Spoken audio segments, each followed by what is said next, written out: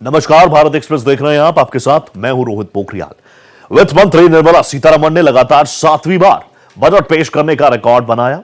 Budget में आम लोगों के साथ ही एनडीए के घटक दलों की इच्छाओं का भी खासा ध्यान रखा गया और बजटीय आवंटन में नीतीश कुमार के बिहार और चंद्रबाबू नायडू के आंध्र प्रदेश को विशेष जगह दी गई। इस बजट में विशेष फायदा पहुंचाकर पीएम मोदी सरकार ने दो अहम घटक दलों की नाराजगी को दूर करने का प्रयास किया। इसके साथ ही पीएम मोदी के गरीब, युवा, किसान और महिलाओं के लिए भी सौगातों का पिटारा खोल दिया। वित्त मंत्री ने सरकार की 9 प्राथमिकताओं का जिक्र करते हुए कृषि उत्पादकता में बढ़ोतरी के साथ ही रोजगार और कौशल की भी नई संभावनाएं पैदा करने पर फोकस किया।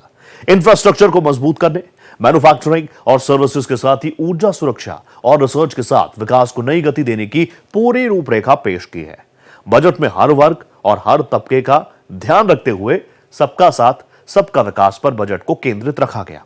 बजट के जरिए किस तरह से आम लोगों को राहत पहुंचाने की कोशिश की गई है, इसी पर पेश है हमारी ये खास पेशकश, बजटीय प्रावधान सबका कल्याण। सबका साथ सबका विकास पर केंद्रित बजट।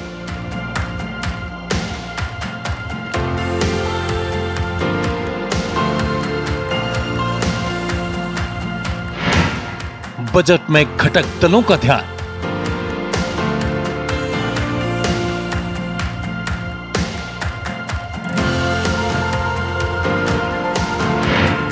राज्यों के लिए पूर्वोदय योजना,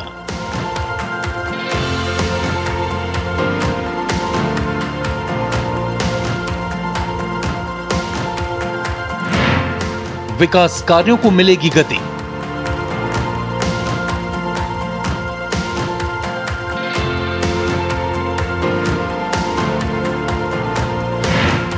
युवा, किसान, गरीब का कल्याण।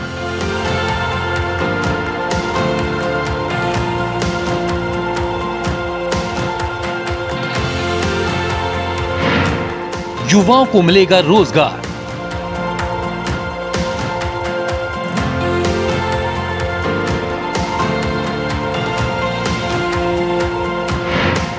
गरीबों के लिए 3 करोड़ नए घर। साथियों, ये बजट समाज के हर वर्ग को शक्ति देने वाला बजट है। ये देश के गांव, गरीब किसान को समृद्धि की राह पर ले जाने वाला बजट है।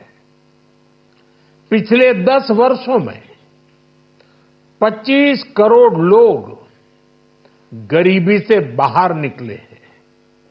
ये जो न्यू मिडिल क्लास बना है, यह बजट उनके सशक्तिकरण की निरंतरता का बजट है। इन नौजवानों को अनगिनत नए अवसर देने वाला बजट है। इस बजट से शिक्षा और स्किल को नई स्केल मिलेगी। ये मिडिल क्लास को नई ताकत देने वाला बजट है। ये जनजातीय समाज, दलित, पिछड़ों को सशक्त करने की मजबूत योजनाओं के साथ आया है। इस बजट से महिलाओं की आर्थिक भागीदारी सुनिश्चित करने में मदद मिलेगी। इस बजट से छोटे व्यापारियों, एमएसएमईज को, यानी कि लघु उद्योगों का, उसकी प्रगति का नया रास्ता मिलेगा। बजट में मैन्युफैक्चरिंग पर भी बल है, इंफ्रास्ट्रक्चर पर भी बल है। इससे आर्थिक विकास को नई गति मिलेगी और गति को भी निरंतरता मिलेगी।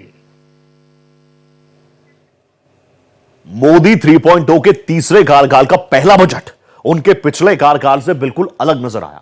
वित्त मंत्री निर्मला सीतारमण ने बजट पेश करते हुए सरकार की दशा और दिशा दोनों के जरिए यह बताने की कोशिश की है कि हम घटक दलों को भी साध रहे हैं और देश की जनता को भी हम लोग साध रहे हैं।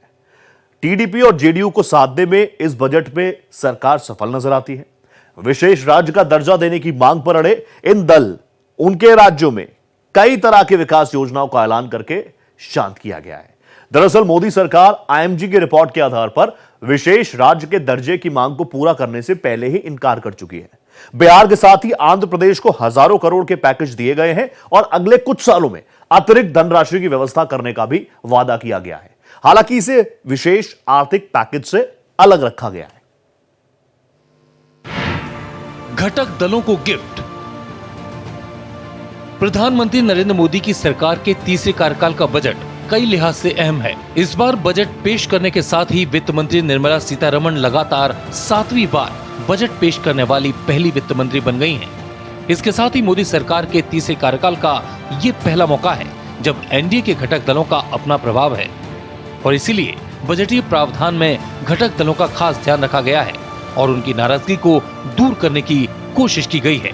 केंद्र में प्रधानमंत्री नरेंद्र मोदी के नेतृत्व में तीसरी बार एनडीए की सरकार बनाने में अहम भूमिका निभाने वाले आंध्र प्रदेश के मुख्यमंत्री चंद्रबाबू नायडू और बिहार के मुख्यमंत्री नीतीश कुमार को वित्त मंत्री निर्मला सीतारमण ने रिटर्न गिफ्ट दिया है।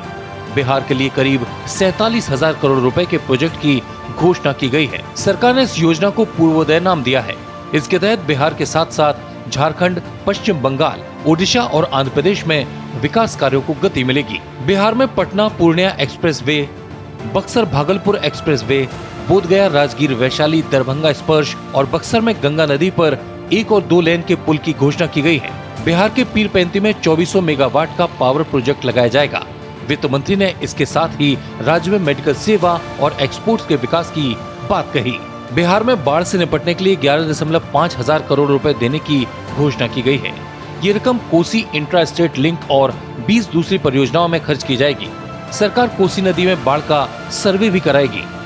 इसी तरह वित्त मंत्री ने आंध्र प्रदेश के विकास के लिए कई योजनाओं की घोषणा की है।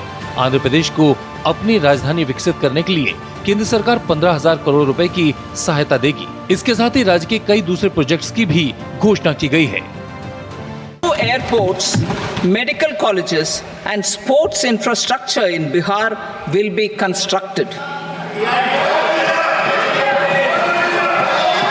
An additional allocation to support capital investments will be provided. The requests of Bihar government for external assistance from multilateral development banks will be expedited.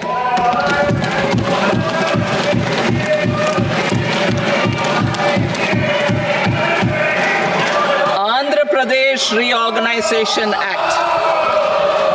Our government has made concerted efforts to fulfill the commitments in Andhra Pradesh Reorganization Act.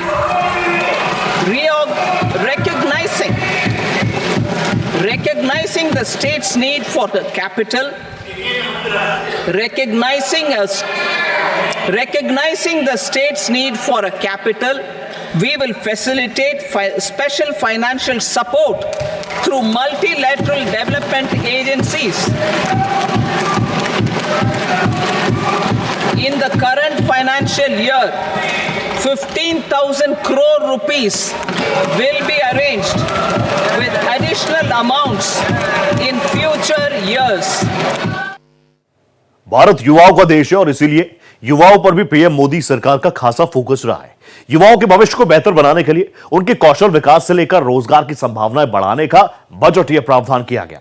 छात्रों को higher education के लिए सस्ते loan की सुविधाएं उपलब्ध कराई गई तो अगले 5 साल में टॉप कंपनीज में 1 करोड़ से अधिक युवाओं को इंटर्नशिप का मौका उपलब्ध कराने का भी वादा किया। युवाओं के लिए शिक्षा, रोजगार और कौशल के लिए 1.48 लाख करोड़ रुपए का प्रावधान किया गया है। युवाओं पर खास मेहरबानी। वित्त मंत्री निर्मला सीतारमण ने युवाओं की नाराजगी को दूर करने की कोशिश की है और बजट में उन पर खास मेहरबानी दिखाई है। युवाओं के लिए बजट में जहां शिक्षा, रोजगार और कौशल विकास के लिए 1.48 लाख करोड़ रुपए का प्रावधान किया गया है, तो वहीं स्टूडेंट्स को सस्ते लोन की पेशकश की गई है। स्टूडेंट्स को मॉडल स्किल लोन देने की बात कही गई है। वित्त मंत्री निर्मला सीतारमण ने अपने बजट भाषण में कहा कि सरकार हर साल 1 लाख छात्रों को सीधे ई वाउचर प्रदान करेगी, जिसमें लोन पर 3% की ब्याज सब्सिडी होगी। इसके अलावा बजट में 1 करोड़ युवाओं के लिए इंटर्नशिप स्कीम का ऐलान भी किया गया है। इसके तहत अगले 5 साल में टॉप 500 कंपनियों में इंटर्नशिप का मौका मिलेगा। इंटर्नशिप 12 महीने की होगी। इसके तहत युवाओं को हर महीने 5,000 रुपए का भत्ता भी दिया जाएगा। यही नहीं, उन्हें एक मुश्त मदद के रूप में 6,000 रुपए भी दिए जाएंगे। कंपनियों को अपने कॉर्पोरेट सामाजिक उत्तरदायित्व के तहत प्रशिक्षण का खर्च और इंटर्नशिप की 10% लागत को वहन करना होगा। 5 साल की अवधि में 20 लाख युवाओं को कुशल बनाया जाएगा। 1000 औद्योगिक प्रशिक्षण संस्थानों ITI को हब में अपग्रेड किया जाएगा। आदर्श कौशल ऋण योजना को संशोधित कर 7.5 लाख रुपए तक के लोन की सुविधा दी जाएगी। इससे काफी संख्या में युवाओं को फायदा मिलेगा। स्थानीय संस्थानों में उच्च शिक्षा के लिए 10 लाख रुपए तक के ऋण के लिए वित्तीय सहायता की व्यवस्था का ऐलान किया गया है। वित्त मंत्री निर्मला सीतारमण ने कहा कि मुझे 2 लाख करोड़ रुपए के केंद्रीय परिव्यय के साथ 5 वर्षों में 4.1 करोड़ युवाओं के लिए रोजगार, कौशल और अन्य अवसरों की सुविधा के लिए 5 योजनाओं और पहलों के लिए प्रधानमंत्री पैकेज की घोषणा करते हुए खुशी हो रही है। इस वर्ष हमने शिक्षा, रोजगार और कौशल के लिए 1.48 लाख करोड़ रुपए का प्रावधान किया है। इस बजट में उन्होंने पहली बार नौकरी पाने वालों को तोहफा दिया है। सीतारमण ने कहा कि संगठित क्षेत्र में पहली बार नौकरी की शुरुआत करने वालों को 1 महीने का वेतन दिया जाएगा। यह वेतन डायरेक्ट बेनिफिट ट्रांसफर DBT के जरिए 3 किश्तों में जारी होगा। इसकी अधिकतम राशि 15,000 रुपए होगी। EPFO में रजिस्टर्ड लोगों को ये मदद मिलेगी। योग्यता सीमा 1 लाख रुपए प्रति माह होगी। इससे 2 करोड़ 10 लाख युवाओं को फायदा होगा। आधी आबादी देश के सबसे बड़े राज्य उत्तर प्रदेश की आधी आबादी इससे सर्वाधिक लाभान्वित होने वाली है, और खासतौर पर तब जब उत्तर प्रदेश 2020 से ही मिशन शक्ति के कार्यक्रम को प्रभावी ढंग से यहां पर जमीनी धरातल पर उतार रहा है। सर्वाधिक अन्नदाता किसान उत्तर प्रदेश के अंदर निवास कर रहा है। उन अन्नदाता किसानों की समृद्धि में आज संसद में प्रस्तुत आम बजट बड़ी भूमिका का निर्वहन करने वाला है। युवाओं के लिए लाखों नौकरियों के साथ साथ मध्यम वर्गीय परिवार के लिए प्रत्यक्ष कर यानी इनकम टैक्स में स्लैब की घोषणा हुई है। ये सभी अभिनंदनीय है, स्वागत योग्य है। बजट आज पेश किया गया कई मायनों में ऐतिहासिक रहा। रिकॉर्ड बनाया। निर्मला सीतारमण ने लगातार 7वीं बार बजट पेश किया। किसान प्रधान देश है, कृषि प्रधान देश है, तो किसानों को राहत पहुंचाना सरकार की प्राथमिकता भी है। कृषि के क्षेत्र में विकास की गति को तेज करने और जमीनी पैदावार को बढ़ाकर किसानों की आमदनी को बढ़ाने के लिए कई तरह की योजनाओं का ऐलान किया गया। नेचुरल फार्मिंग को बढ़ावा देने और जलवायु के मुताबिक फसल के बीजों को तैयार करने पर फोकस किया गया। इसके लिए बाकायदा रिसर्च को भी बढ़ावा दिया जाएगा। किसानों और कृषि क्षेत्र में बेहतर बदलाव लाने के लिए 1.52 लाख करोड़ रुपयों का बजटीय प्रावधान किया गया। इसके साथ ही गरीब कल्याण कार्य को भी जारी रखने का ऐलान किया गया। किसानों को बड़ी सौगात। वित्त मंत्री निर्मला सीतारमण ने मोदी सरकार 3.0 के पहले बजट में अन्नदाताओं के लिए कई बड़ी घोषणाएं की हैं, जिस पर पूरा देश पहले से नजर गड़ाए बैठा था। वित्त मंत्री ने कहा कि कृषि सेक्टर का विकास सरकार की प्राथमिकता है। बजट में किसानों और कृषि क्षेत्र के 1.52 लाख करोड़ रुपए का प्रावधान किया गया है। इस फंड से कृषि और इससे जुड़े क्षेत्रों के लिए योजनाएं बनाई जाएगी। वित्त मंत्री निर्मला सीतारमण ने कहा कि किसानों द्वारा खेती के लिए 32 खेत और बागवानी फसलों की 100 नई उच्च उपज वाली जलवायु लचीली किस्में जारी की जाएंगी। अगले 2 सालों में 1 करोड़ किसानों को प्रमाणीकरण और ब्रांडिंग द्वारा समर्थित प्राकृतिक खेती में शामिल किया जाएगा। सीतारमण ने कहा कि सरकार जलवायु के अनुकूल बीज विकसित करने के लिए निजी क्षेत्र और उससे जुड़े विशेषज्ञों को धन मुहैया कराएगी। जमीनी पैदावार को बढ़ाने पर खास तौर से ध्यान देने की बात कही गई है। इसके लिए ज्यादा पैदावार वाली फसल किस्मों का इस्तेमाल होगा। रिसर्च को बढ़ावा दिया जाएगा। प्राकृतिक खेती पर सरकार का जोर रहेगा। फसलों के उत्पादन, स्टोरेज और मार्केटिंग की व्यवस्था की जाएगी। शिक्षा और स्किलिंग के लिए 1.48 लाख करोड़ रुपए खर्च किए जाएंगे। सब्जी उत्पादन और आपूर्ति श्रृंखला के लिए क्लस्टर बनाए जाएंगे। झींगा उत्पादन और रिसर्च पर काम होगा। दालों और तिलहन के लिए मिशन मोड पर काम होगा। 400 जिलों में फसलों का सर्वे किया जाएगा। 32 फसलों की 109 नई किस्में आएंगी। किसानों और उनकी जमीनों को डिजिटल पब्लिक इंफ्रा का फायदा मिलेगा। 6 करोड़ किसानों की जमीन लैंड रजिस्ट्री पर लाई जाएगी। 5 राज्यों में नए किसान क्रेडिट कार्ड जारी किए जाएंगे। सरकार का फोकस नेचुरल फार्मिंग बढ़ाने पर है। जो ग्राम पंचायत इस योजना को लागू करना चाहेंगे उनको बढ़ावा दिया जाएगा। किसानों के साथ ही गरीबों का भी बजट में खास ध्यान रखा गया है। एक घोषणा पीएम आवास योजना के तहत की गई है। अपने बजट के दौरान वित्त मंत्री ने ऐलान किया कि प्रधानमंत्री आवास योजना ग्रामीण और शहरी क्षेत्रों में 3 करोड़ अतिरिक्त घर बनाए जाएंगे। प्रधानमंत्री गरीब कल्याण अन्न योजना को 5 साल के लिए बढ़ा दिया गया है। प्रधानमंत्री आवास योजना जून 2015 में सभी के लिए आवास के उद्देश्य से शुरू की गई थी। योजना की मौजूदा समय सीमा दिसंबर 2024 को 5 साल तक बढ़ाया गया है। निर्मला सीतारमण ने अपने बजट भाषण में कहा कि केंद्र सरकार मध्यम वर्ग को आवास देने के लिए एक योजना शुरू करेगी। प्रधानमंत्री जी की जो सोच है कि अमृत काल से शताब्दी काल का सफर भारत का निश्चित रूप से एक विकसित भारत का रूप धारण करे, वो इस बजट का मुख्य अंश है। हर एक क्षेत्र, चाहे वो कृषि हो, ग्रामीण विकास हो, अधोसंरचना हो, सिंचाई हो, शिक्षा हो, स्वास्थ्य हो और भविष्य के भी जो रिफॉर्म्स हमें लाने हैं, इन सभी चीजों को मद्देनजर रखते हुए बजट का पूर्ण रूप धारण हुआ है। मैं बधाई देना चाहता हूं वित्त मंत्री जी को और प्रधानमंत्री जी के नेतृत्व में भारत इस विकास के पथ पे चलेगा। कांग्रेस ने स्पष्ट कर दिया किसान के लिए क्या करने जा रहे हैं। जो बेरोजगारी है, इस पर कौन से रोजगार सृजन की बात होगी। जिस तरीके से महंगाई बढ़ रही है, उस पर कैसे अंकुश लगे।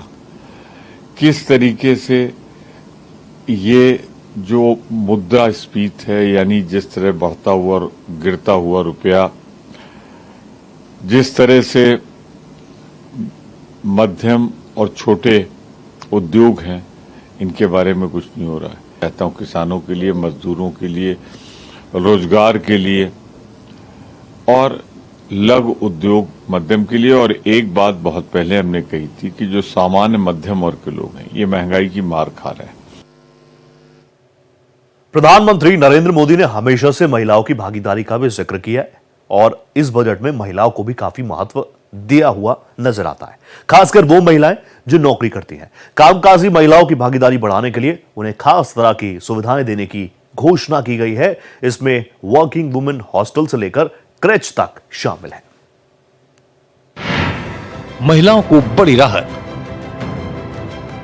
वित्त मंत्री निर्मला सीतारमण ने महिलाओं के लिए बड़ा ऐलान किया है। महिलाओं की भागीदारी को बढ़ावा देने के लिए कामकाजी महिलाओं के लिए हॉस्टल बनाए जाएंगे। इसके अलावा महिलाओं के लिए विशिष्ट कौशल कार्यक्रम भी आयोजित किए जाएंगे और महिलाओं के एसएचजी उद्यमों के लिए बाजार में पहुंच को बढ़ावा देने के लिए कोशिश की जाएगी। बजट में महिलाओं को फायदा पहुंचाने वाली योजनाओं के लिए 3 लाख करोड़ रुपए से अधिक का आवंटन किया गया है। वित्त मंत्री ने बजट में महिलाओं को बड़ी सौगात देते हुए कहा कि हम उद्योगों के सहयोग से कामकाजी महिलाओं के लिए छात्रावास बनाकर और क्रेच की स्थापना करके नौकरियों में महिलाओं की अधिक भागीदारी की सुविधा प्रदान करेंगे। इसके अलावा महिलाओं के लिए विशिष्ट कौशल कार्यक्रम भी आयोजित किया जाएगा और महिलाओं को एसएचजी उद्यमों के लिए बाजार पहुंच को बढ़ावा देने की कोशिश करेगी। कर प्रणाली में बदलाव। वित्त मंत्री निर्मला सीतारमण ने अपने अंतरिम बजट भाषण के दौरान टैक्सेशन से जुड़ा कोई बड़ा बदलाव नहीं किया था, लेकिन इस बार उन्होंने कुछ अहम ऐलान किए हैं। वित्त मंत्री ने करीब 4 करोड़ लोगों को टैक्स से जुड़े लाभ देने की बात कही है। बजट भाषण में वित्त मंत्री ने कहा कि सरकार करों को सरल बनाने, करदाता सेवाओं में सुधार करने, कर निश्चितता प्रदान करने और मुकदमेबाजी को कम करने के प्रयासों को जारी रखेगी। कर प्रणाली में 3 से 7 लाख रुपए तक 5% का प्रावधान किया गया है। 3 लाख रुपए तक की आमदनी पर करदाताओं को कोई टैक्स नहीं देना होगा। 7 से 10 लाख रुपए तक की आमदनी वालों के लिए 10% टैक्स का प्रावधान किया गया है। वित्त मंत्री के मुताबिक नए ऐलानों से 4 करोड़ लोगों को नई कर प्रणाली में 17,500 रुपए का फायदा मिलेगा। पेंशन भोगियों के लिए पारिवारिक पेंशन पर कटौती 15,000 रुपए से बढ़ाकर 25,000 रुपए कर दी गई है। वरिष्ठ नागरिकों के हितों को ध्यान में रखकर ये फैसला किया गया है। बजट में हर तबके और हर वर्ग के लोगों को राहत पहुंचाने के साथ ही कई अहम ऐलान किए गए हैं। इसमें विष्णुपद मंदिर गया और महाबोधि मंदिर बोध गया दोनों जगहों पर गलियारे बनाने का ऐलान किया गया है। काशी विश्वनाथ मंदिर के लिए बने गलियारे के तहत इन दोनों मंदिरों के गलियारों का विकास होगा। राजगीर भी बौद्ध और जैन श्रद्धालुओं के लिए महत्वपूर्ण है। राजगीर के तीर्थ क्षेत्रों का भी विकास होगा। नालंदा को भी पर्यटन केंद्र के रूप में मजबूत करने के लिए वहाँ विकास किया जाएगा। नेशनल रिसर्च फंड की शुरुआत की जाएगी और साथ ही बुनियादी ढांचे पर जीडीपी के 3.4% के बराबर निवेश किए जाने की घोषणा की गई है। In the new tax regime, the tax rate structure is proposed to be revised as follows: 0 to 3 lakh rupees, nil; 3 to 7 lakh rupees, 5%; 7 to 10 lakh rupees, 10%; 10 to 12 lakh rupees, 15%; 12 to 15 lakh rupees, 20%; and above 15 lakh rupees, 30%. As a result of these changes, a salaried employee in the new tax regime stands to save up to 17,500 rupees in income tax. इस budget में महिलाओं को विशेष महत्व दिया गया। जैसा हमने आपको दिखाया, रिपोर्ट्स के जरिए भी हमने आपको बताया कि उन महिलाओं के लिए खासे ध्यान इसमें रखा गया है। प्रधानमंत्री मोदी सरकार के बजट में शिक्षा, रोजगार और सुविधाओं के साथ ही आम लोगों की सेहत का भी ख्याल रखा गया। जानलेवा बीमारियों से यानी कैंसर की 3 दवाओं से कस्टम ड्यूटी को हटाने का ऐलान किया गया और इससे दवाओं पर होने वाले खर्चे में भी कमी आएगी। आम बजट की खास बातें। वित्त मंत्री निर्मला सीतारमण ने कैंसर की दवाइयों को लेकर बड़ा ऐलान किया है। कैंसर के मरीजों को बड़ी राहत देते हुए सरकार ने कैंसर के इलाज के लिए 3 और दवाओं पर कस्टम ड्यूटी हटा दी है। कैंसर की 3 और दवाओं से कस्टम ड्यूटी हटाने की घोषणा की गई है। इससे कैंसर की कुछ दवाएं और ट्रीटमेंट में इस्तेमाल किए जाने वाली मशीन सस्ते हो जाएंगे। घरेलू मैन्युफैक्चरिंग पर जोर देते हुए वित्त मंत्री निर्मला सीतारमण ने कई प्रोडक्ट्स पर कस्टम ड्यूटी हटाने का फैसला किया है। वित्त मंत्री ने स्वास्थ्य क्षेत्र को लेकर अपनी घोषणा में कहा, मेडिकल एक्सरे मशीनों के उपयोग किए जाने वाले एक्सरे ट्यूब और फ्लैट पैनल डिटेक्टरों में बेसिक कस्टम ड्यूटी को लेकर बदलाव किया जाएगा। प्राइवेट सेक्टर के हर एरिया में सरकार की स्कीम्स के जरिए मदद दी जाएगी। नेशनल कंपनी लॉ ट्रिब्यूनल के जरिए 3.3 लाख करोड़ रुपए कंपनियों को दिए गए। विवादों के निपटारे के लिए अतिरिक्त ट्रिब्यूनल बनाए जाएंगे। रिकवरी के लिए भी अतिरिक्त ट्रिब्यूनल बनाए जाएंगे। शहरों के क्रिएटिव रीडेवलपमेंट के लिए पॉलिसी लाई जाएगी। मुद्रा लोन की रकम 10 लाख से बढ़ाकर 20 लाख रुपए की गई है। 50 multi product food unit setup के लिए मदद देंगे। फूड सेफ्टी लैब खोलने के लिए MSME को मदद दी जाएगी। ई कॉमर्स एक्सपोर्ट को बढ़ावा देने के लिए प्राइवेट सेक्टर के साथ मिलकर स्कीम लाई जाएगी। बहुत शानदार रहा। इसमें इनकम टैक्स पेयर से लेके गरीब, किसान, युवाओं के लिए, बेटियों के लिए, महिलाओं के लिए, इंपोर्ट डायमंड मार्केट के लिए, एक्सपोर्ट इंपोर्ट के लिए, हर पॉइंट पे, हर सेक्टर पे, upper middle class, poor middle class और गरीब, रूरल एरिया के लिए बहुत, किसान वर्ग के लिए बहुत कुछ, एग्रीकल्चर के लिए बहुत बड़ा खजाना एक बजट खोल दिया। बिहार बम बम हो गया, जो बाढ़ ग्रस्त इलाका है, तो अब हमारा गोरखपुर भी बाढ़ से बचेगा। ये एक ऐतिहासिक, बिहार के लिए, नालंदा यूनिवर्सिटी के लिए, राजगीर के लिए ऐतिहासिक बजट हमने नहीं उम्मीद की थी। इतना शानदार बजट है। तो इस बजट में हर वर्ग को साधा गया है। कई संदेश भी देने की कोशिश की गई है। इसमें राजनीतिक और आर्थिक दोनों स्तर पर बैलेंस बनाने की जो कोशिश की गई है, उसमें मोदी सरकार कई हद तक सफल भी नजर आती है। मोदी सरकार पार्ट 1 में मिडिल क्लास पर बजट को फोकस किया गया था। 2.0 में इन्वेस्टर्स को कहीं ना कहीं केंद्र में रखा गया था और अब 3.0 में बदले राजनीतिक परिदृश्य को फोकस में रखा गया है और इसको काफी संतुलित माना जा रहा है। इसी के साथ हमारी इस खास पेशकश में फिलहाल इतना ही। देश प्रदेश की हर बड़ी खबर के लिए आप बने रहिए भारत एक्सप्रेस के साथ। नमस्ते।